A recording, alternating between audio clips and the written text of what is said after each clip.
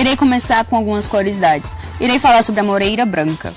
Ela é uma árvore catorcifólia com 10 a 12 metros de altura e 8 a 10 metros de diâmetro. Tronco com riditoma fendido. Ela tem algumas funções bastante interessantes. A folha dessa árvore ela é utilizada para a alimentação do bicho seda. O fruto, quando maduro, cai e suja o pavimento, constituindo uma alimentação às suas utilizações. Há uma cultivar que tem ramos arqueados. Também é utilizado na produção de textilagem. A sua família é a Morácea. É sobre essa família que irei falar hoje. A Morácea é uma família de plantas com flor de ordem Urticales, que agrupa cerca de 38 gêneros e mais de 1.100 espécies de árvores, arbustos, lianas ou raramente plantas herbáceas, por vezes epífitas. Como principal característica diferenciadora, as espécies pertencem a esta família produzem látex leitoso, na generalidade dos seus tecidos parenquimatosos. A família tem ampla distribuição pelas regiões tropicais e subtropicais. Entre as espécies mais conhecidas desta família, contam-se as figueiras e as amoreiras. Mas os caracteres são distintivos, inclui-se gineceu com 2 carpelos, flor compostas com inconspícua, fruto composto, presença de estípulos nas folhas, que deixam uma cicatriz circular no ramo a caírem, pensílio geniculado e a presença de glândula no ápice do pecílio ou na margem inferior da lâmina. As flores são frequentemente tão reduzidas e tensamente agrupadas que formam pseudônticos. A família da Morácea agrupa espécies com hábito muito variado, indo desde a árvore, arbusto, liana até plantas herbáceas. A vasta maioria das espécies são plantas lenhosas, perennifólias, ocorre plantas herbáceas, embora restrita aos gêneros da Tostania e Fatua. Algumas das espécies são epífitas, com estrutura fortemente especializada para o crescimento sobre as outras plantas, como a moreira vermelha.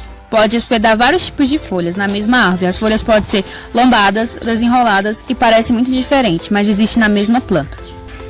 No conjunto das moráceas, predominam-se as folhas alternas, geralmente distintas, mas às vezes inspiradas ou opostas. São simples, podendo ser lobadas, inteiras, acerradas e como venação perinerva, apalmada. A lâmina foliar, às vezes, com base cortada ou assimétrica, usualmente possui estípulas, as quais podem ser pequenas ou expandidas, que deixam uma cicatriz circular no ramo. As flores são frequentemente pequenas, com um único verticilo ou com ausência de perianto. A maioria das flores tem pétalas ou sépalas, mas não ambas, sendo por isso monoclamídeas, e tem pertilos e estames em diferentes flores. As flores ocorrem em influências axilares determinadas, embora por outras vezes com morfologia que as faz parecer indeterminadas. As flores são unissexuais, radiais e inconspícuas, geralmente congestas com o eixo da inflorescência, o qual se apresenta frequentemente engrossado e variadamente modificado. Usualmente tornam-se carnosas e aderentes com o fruto quando da maturação. Os estames são de 1 e 5 opostos às tépulas, com filetes livres e rectos à curvatórias do botão. Artérias bi ou uniculares. O grão de pólen são 2 a 4 poliporados. Os carpelos são duplos e conados, às vezes com carpelo reduzido. O ovário é geralmente súpero e unicelular e placentação apical. Os estigmas por estiletes alongados, estendendo-se ao longo da superfície abaxial do estilete. O óvulo é anótropo e carpilóptero. Os receptáculos são modificados e usualmente englobam as flores. As moráceas são conhecidas por seus frutos, com a maioria das espécies. A produz um fruto carnudo, contendo a semente. Os frutos são do tipo drupa deiscente ou aquênios muito tensos, formando frutos múltiplos ou infrutescências do tipo cicônica. O embrião é geralmente curvo, podendo ser recto. As pequenas flores da morácea são usualmente polinizadas pelo vento. E outras espécies com destaque para os membros do gênero Ficus, predominando-se o etemofilia, com a polinização e ser feita por insetos. Vou dar um exemplo da polinização para vocês. No caso do Ficus, entre os principais polinizadores estão as vespas, que entram no Cicônicos para o ovipor nas flores carpeladas. Após a oviposização, a fêmea morre e as larvas se alimentam do tecido ovariano das flores especializadas. O desenvolvimento das larvas é sincronizado com a das flores estaminadas, as quais abrem quando as vespas emergem das pupas. Elas copulam dentro do figo e as fêmeas carregam o pólen ao abandonar a inflorescência para que o ciclo reprodutivo seja repetido. Uma figueira. A figueira é uma árvore grande, que pode chegar a 10 metros de altura e se adapta bem em climas tropicais e subtropicais, de preferência aonde há presença de água. Devido a essa característica, a planta pode ser cultivada nos jardins e até mesmo em varandas de apartamentos, por exemplo.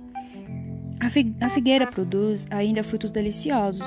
Os figos, eles podem ser consumidos e preparados de diversas formas, como por exemplo, verdes, maduros. Os verdes podem ser usados na preparação de geleias. Figos desidratados, licores e cristalizados. Já os maduros podem ser incrementar receitas de doces salgados como saladas e sobremesas. E evite cultivar essas variedades próximas à área de pavimentação, tubulações e até construções, pois suas raízes agressivas podem provocar sérios danos. Essas árvores toleram ainda a seca e o solo pobre. No Brasil, ela pode ser encontrada de norte a sul.